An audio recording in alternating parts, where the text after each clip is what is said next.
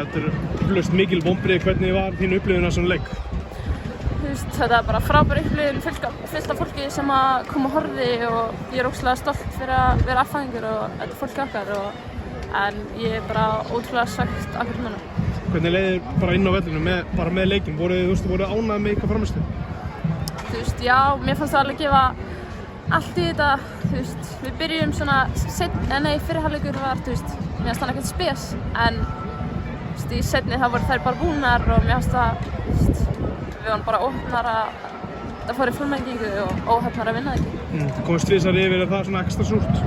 Já, klárlega, líka þegar þetta fer svona í framlengingu, maður er að hlaupa og vinna fyrir þessu en svo endur þetta svona að það er alltaf svekkjandi en við endalist inni og þetta er ekki búið. Það er mikil framtíð í mjög mörgum leikmönnum hjá liðinu, það er bjart framöndan.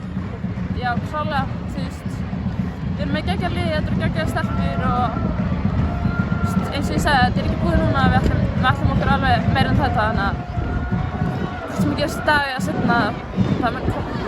Nokkur orð stuðningin í stúkunni? Takk F-fáingar fyrir að mæta, þetta var brjálaður stuðningur, ég er bara ógeðslega þakklát. Takk Telma.